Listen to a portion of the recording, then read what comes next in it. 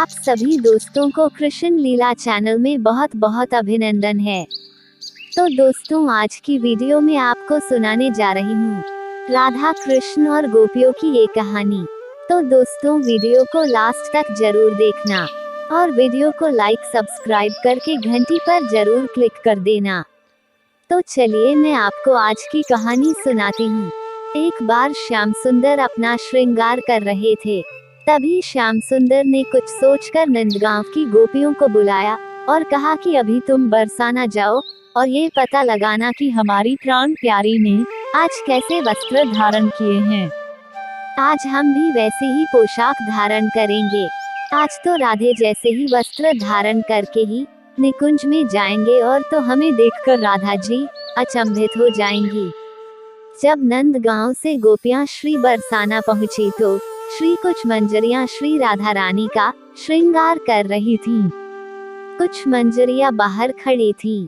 उन्होंने गोपियों को अंदर जाने नहीं दिया। गोपियों ने बहुत अनुरोध किया कि सिर्फ एक झलक तो प्यारी की निहारने दो, फिर हम यहाँ से चले जाएगी। मंजरी ने कहा कि एक शर्त है कि कोई एक गोपी ही अंदर जाएगी। फिर एक गोपी अंदर श्री राधे की झलक के दर्शन करने गई। गोपी बिना पलके झपकाए श्री राधे की झलक के दर्शन करती रही। फिर उस गोपी ने तुरंत अपने नेत्र बंद कर लिए और बंद नेत्रों से ही बाहर आकर दूसरी गोपी को कहा कि अरे सखी, जल्दी से मुझे नंदगांव ले चल। सभी सखियों ने कहा कि पहले श्री राधे के श्रृंगार का वर्णन तो कर सखी। गोपी ने कहा कि पहले जल्दी से मुझे श्याम सुंदर के पास ले चलो, वहीं पर बताती हूँ। उस गोपी का हाथ पकड़कर सखियां नंद भवन में ले आईं। जब सखियां नंदगांव पहुंची तो श्याम सुंदर ने पूछा कि कर लिए मेरी श्री राधे के दर्शन। अब जल्दी से मुझे बता कैसे पोशाक धारण किए हैं, कितनी सुंदर लग रही थी मेरी प्यारी। तब गोपी ने कहा कि हमारी प्राण प्यारी को बड़े प्रेम से संभाल कर मेरे इन नेत्रों में समा कर लाई हूँ। लो अब मैं नेत्र खोल रही हूँ, आप मेरे नेत्रों में झांक कर प्राण प्यारी का दर्शन करें। कहा, कितना अद्भुत भाव है, कितना समर्पित भाव है। ऐसा अद्भुत और समर्पित भाव सिर्फ ब्रज की गोपिकाएं ही कर सकती हैं। तब श्याम सुंदर ने उस गोपी के नैनों में झांका तो बरसाने में श्रृंगार करती हुई श्री राधे दिखाई दी। श्याम सुंदर अपनी प्राण प्यारी की झलक पाकर उस गोपी के नेत्रों में ही खो गए। अपलक उस गोपी के नेत्रों में ही निहारते रहे। अपना श्रृंगार करना भी जैसे भूल गए, एक स्तंभ की तरह जैसे अचेतन हो गए हो।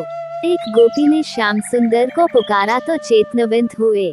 श्याम सुंदर उस गोपी पर बलिहारी जाते हैं और बोले, तू धन्य है गोपी और तेरा प्रेम भी धन्य है।